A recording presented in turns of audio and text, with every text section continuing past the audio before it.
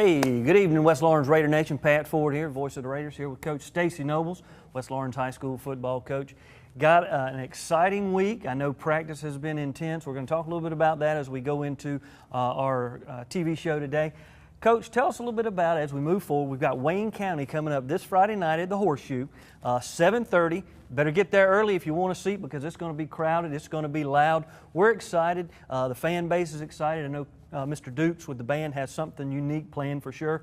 But we're here to talk with Coach Nobles about this upcoming Friday night's game with the Wayne County Yellow Jackets. Tell us a little bit about practice, the intensity of practice, some of the things that have been going on around West Lawrence football this week before we get into breaking down Wayne County. Well, you know, last week we were on a bye, which was good for us, especially with this heat. Gave us a chance to get some people healed up. You know, Dorian suffered a knee injury in the scrimmage game in the first play of the second quarter, and praise God, we got a great report on that. It appears to be just a bruise, so he's back out there running around, looks good this week. So very thankful for that. Tyrus Reed suffered a concussion, he's back. And then Mateo Elvine did not play in the scrimmage, and he's out practicing this week. So all those guys will be, you know, I guess game time decisions, what you'd say. But we expect Dorian and Tyrus both to play, and then Elvine will be, I guess you'd list him as questionable. But it was a good force. You know, we had 3 really good days last week. You know, we got after it a little bit. Tried to keep the kids fresh. You know, we want to make sure this time of year we're about to hit a 7-game stretch with no more off weeks. We want to make sure that you know, that we, you know, do what we need to do, get it done, and go as hard as we can, and then just make sure that we come out and, you know, and proceed. And we've done that into this week. We already established our game plan, you know, what we're going to do against Wayne County last week, and so that gives us 3 extra days of preparation, and we got to come back out this week and utilize it again. Monday's practice was a doozy. It was, you know, we had some kids that, you know, it was hot, and we had kids that had to, you know, made a lot of mental mistakes, and that's expected coming off a break like we had. And so we had to light the fire up pretty good underneath them. And but they responded well, and I think they'll continue to respond as we go into this week. You know, we got 2 more days of hard practice before our walkthrough on Thursday, and then and it'll be time to roll. So we, you know, it's exciting time, man. The kids are excited. They understand, you know, what's coming up. This is what we've worked so hard for all summer, all spring. These kids just are resilient, and we got a great group of kids. So we're looking forward to getting them out there on the field Friday night and see how they perform against a team that we feel like is going to be a quality foe. Well, now, Wayne County, let's set the stage before we break into and break it down, Coach. Wayne County coming out of Jessup, Georgia, the Wayne County Yellow Jackets. They bring in a new head coach. So their squad don't know what their maneuvering is. I know you talked a little bit about that last week on offense, what we may see, what we may not see. 5A, are they 5A or are they 4A? Yeah, so they were in Quad A last year. Okay. They were actually in the region we crossed over against and went up against Mary Persons in the first round at Mary Persons, and almost it came down to the very end. I think they lost Mary Persons, beat them 14-13. So they did move up this year. They moved up to 5A.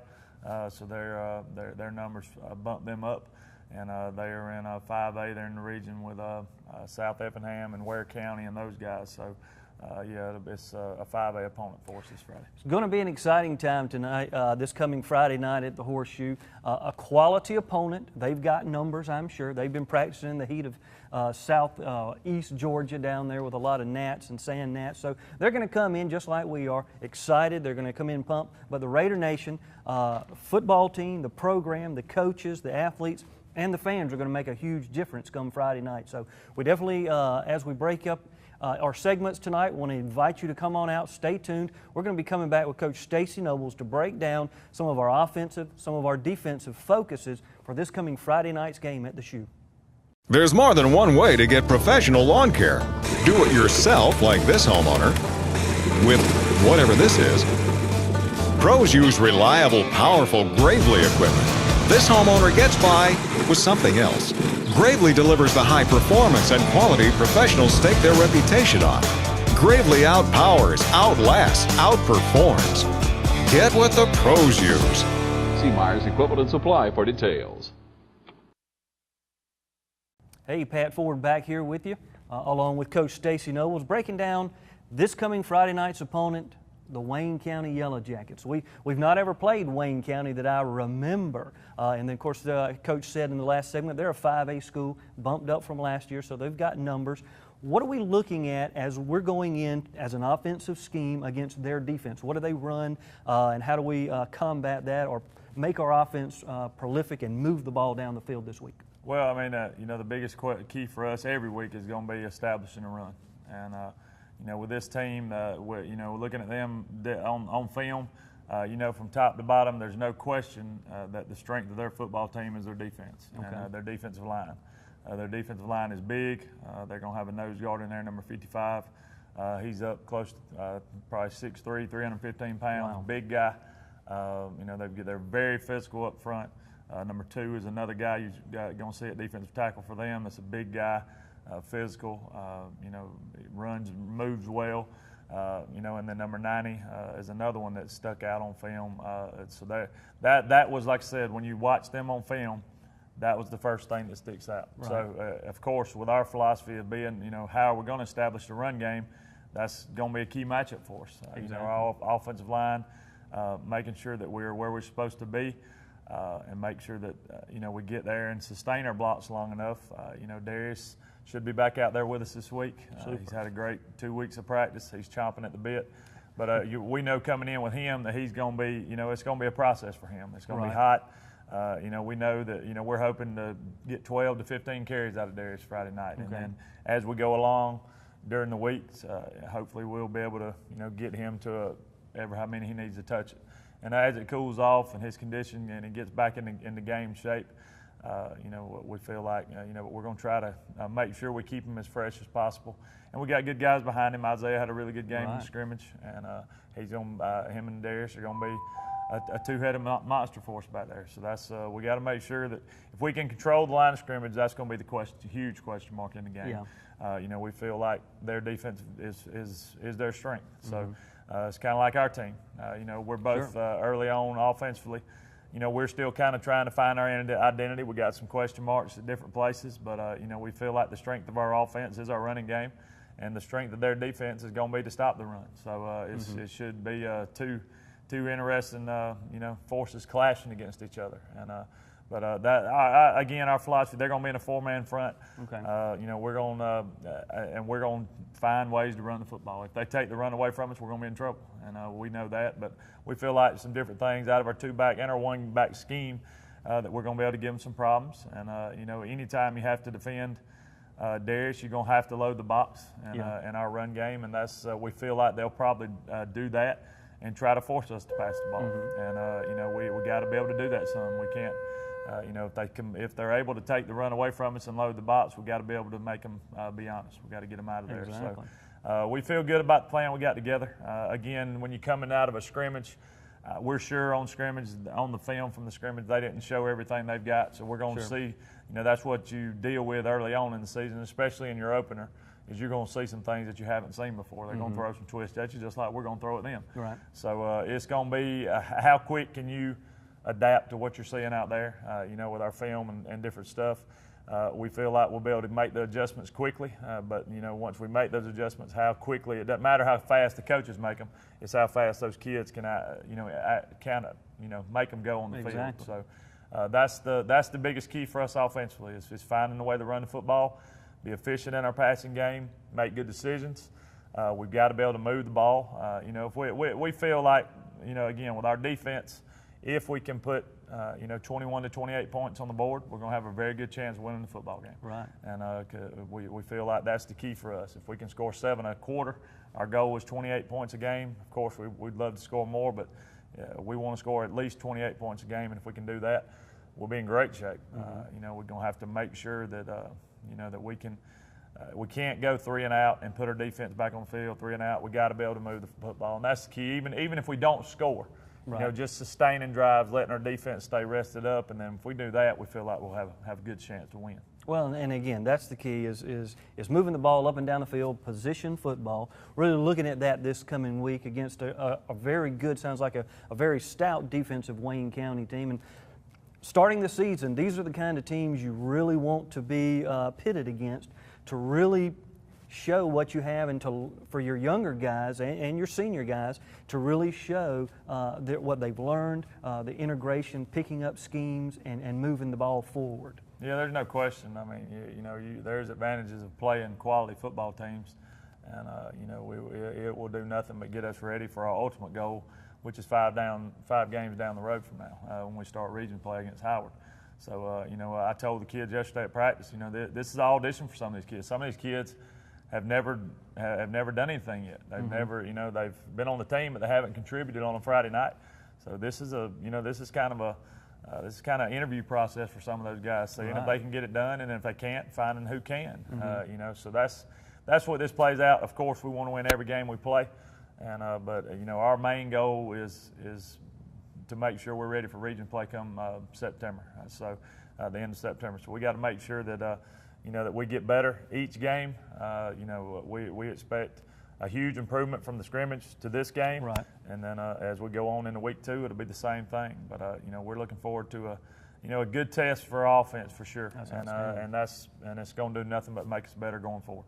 Now, before we head into break, I want to ask this one question in regard to: has any of the players, or which players have you seen this week from the scrimmage really take that leadership role, that excitement role, to really amped up their intensity level? Have you got anybody like that that's really just come out and said, I'm doing this, I'm at 100%? Yeah, I mean, it's been obvious. Of course, we're getting Bradford back. He's been a great leader, vocal leader. And it's easy to, he was doing it before, right? But now he's the main guy. He's in the mix. He's back in there with the first team. He's getting a lot of the reps. So he's, of course, has inspired a lot of folks and got them going. The overall atmosphere of practice has been excellent. Super. Last week during your off week, it's hard. When you don't have a game that Friday night, it's hard to keep them focused. And I'm pretty pleased with that last week. So I thought last Thursday's practice was our best offensive practice of the year. Now we came back out Monday and looked really sloppy early on. So that's you got to find that consistency, and that's what we're preaching to the kids. Understanding that championships are not won on Friday nights, championships are won Monday through Thursday, and just getting that mentality across. And but the atmosphere overall this week out there has been great. Chandrika Smith really leading the defensive side. Nathaniel Allen, a lot of guys doing the right things, right. And leading by example, not just by saying it. And again, we got a few question marks. We got some guys that have got to show up and perform on this big stage, and that's what.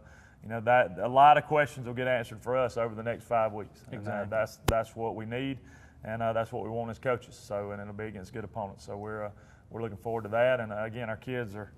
It'll be exciting for all of us Friday night. Trying to keep them composed and not burning all their energy out before we get to the 7:30 is going to be the challenge. Right. That's right. Because they're going to be so jacked up and excited, and I'm going to be the same way, man. It's this is what we do. This is what we work for, and we're excited to get the opportunity to get it out there on Friday night and do it for real. Excitement coming up this Friday night at the Shoe, 7:30. You better be there early if you want a seat to watch West Lawrence High School, the Raiders, taking on the Wayne County Yellow Jackets. Come back with us. We're going to be breaking down the West Lawrence Raiders' stout defense against the Wayne County's offense. Hi, I'm Chuck Harwell with Community Bank of Dublin Lawrence County, where our focus is you, our community. Our local lenders are here to help you with your business loans and your personal loans. Our decisions are made in the bank with an answer the same day you come in. Community Bank of Dublin Lawrence County is where common sense banking never goes out of style. Other banks may come and go, but we're here to stay.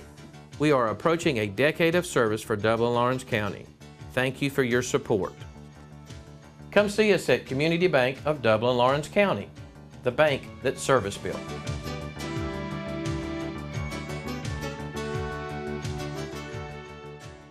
Welcome back, Raider Nation. Pat Ford here again. Coach Stacy Nobles breaking down this segment.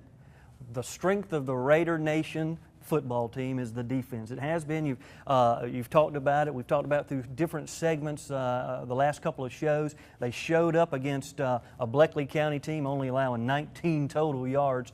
So this week, 5A opponent, Wayne County coming in, Coach. We've talked a little bit about their defensive scheme. Let's talk a little bit about how they show up on offense and what are we going to do to shut that down. Well, offensively, they had a good mix last week in their scrimmage against Thomas County. They mixed up the run and the pass. They like to spread it out.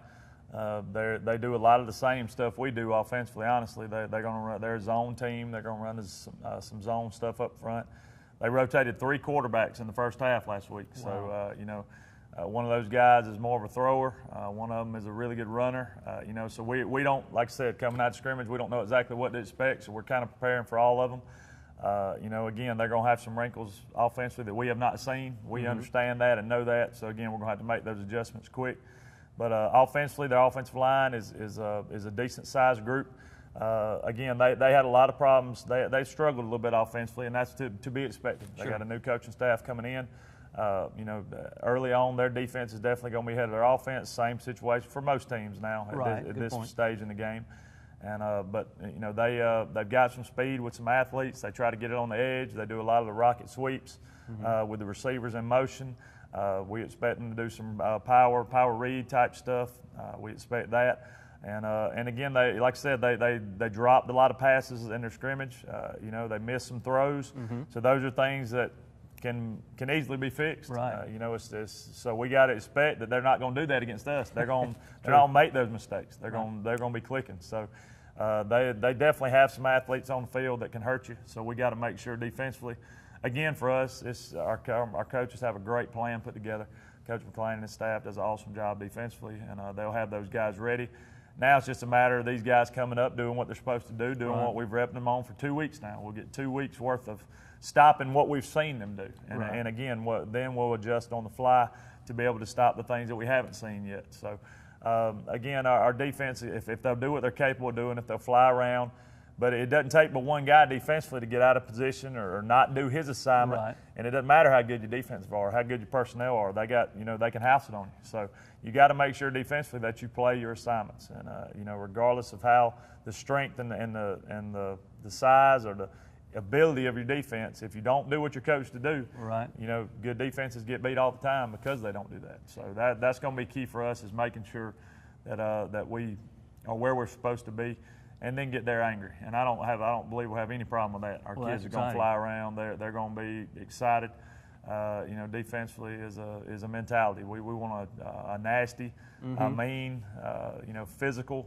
We want to make sure that teams know when they come play us that that they are not going to be more physical than we are. And if we allow somebody to be more physical than they are, we're going to be in trouble. Yeah. And so again, the key for us defensively, we feel like, is to avoid the big plays. Of course, every week. We got to win the turnover battle. We got to create more turnovers than we have ourselves, and then make sure that we don't miss tackles. And that's something early on that you're probably going to see more of than you will later on in the year. So we got to make sure we're sound in what we do. Like I said, we feel good about the plan. We'll adjust to the wrinkles they're going to show us that we hadn't seen. And then we just got to make sure that we do what we're capable of doing, and that's flying around and being a good, solid, attacking defense. And if we do that, I feel like it's going to give us a chance to win most ball games this year, and that's all you can ask for, is a chance to win it. And then it comes down to players making plays on big stages, and that's what we're going to try to do. So we're excited about the swarming defense. It's always great to watch an offensive game, but when you hear those licks, when you hear the pops up in the stands, I mean, that's an exciting sound, Coach. Let's break down real quick our defensive starters. Has anything changed from this past or 2 weeks ago when we did the scrimmage, and where are we at with our starters on defense? We're fairly healthy. Again, the big question mark for the defense was what is Mateo, what he'll be able to do. If Mateo is, Ladarius Williams normally starts at our bandit on the outside, at one of our outside linebackers.